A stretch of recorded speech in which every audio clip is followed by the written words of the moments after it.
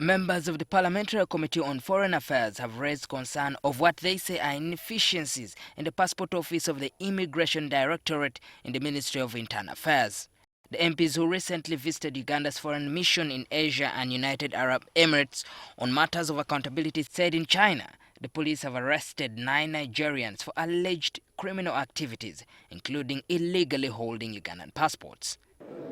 And the concern was also again sounded by the Ugandans in the diaspora, the way non-Ugandans are acquiring passports.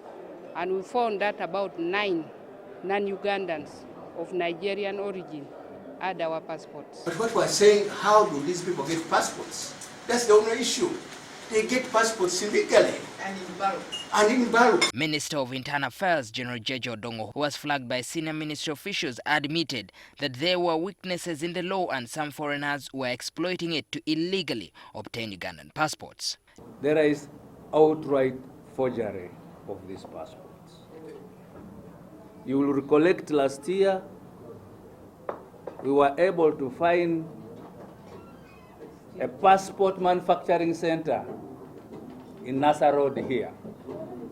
So some of the passports are actually forged passports. Sometimes Nigerians and other nationalities hoodwink our girls as if they have been married.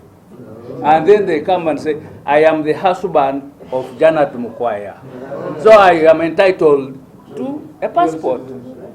The MPs also asked the minister to explain the recent suspension of the Director of Citizenship and Immigration Control, Geoffrey Sasaga, and Commissioner for Immigration, Anthony Namara. President Museveni interdicted the door to have them investigated for mishandling visa fees, irregular issuance of passports, and work permits. Mr. Minister, may you update us on the loss on the interdiction that happened in the Ministry of Internal Affairs as regards this issue of the passport? Yes, it is true. 2 officers from Ministry of Internal Affairs, from the Immigration Department, have been interdicted. I want also to add that that is only the tip of the iceberg. I would be very happy to report. However, MPs noted that complaints of Ugandan petty workers citing mistreatment abroad, especially in the Middle East, have persisted. 48 of them, one was really up to 48, who died in all those countries. Some of them in Oman, UAE, Bahrain, Qatar, and including Saudi Arabia. There were 48, 35 of them had committed suicide. Yes, 35 of them had committed suicide. When you look at page 5 on the observations, if you're telling us that 90% of our exported labor is through unlicensed companies, why are these companies still on market? What are they doing? What business are they doing if they only get 10% of our people?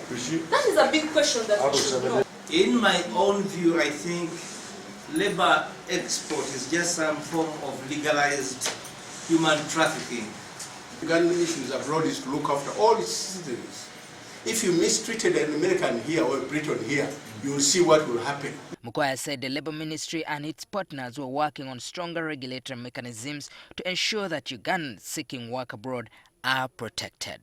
We have had no complaints from Jordan and Saudi Arabia. I have acknowledged that in the past before, that's why actually government slammed the ban. But since July, we have not had complaints from Jordan and Saudi Arabia. More research all NTV at Parliament.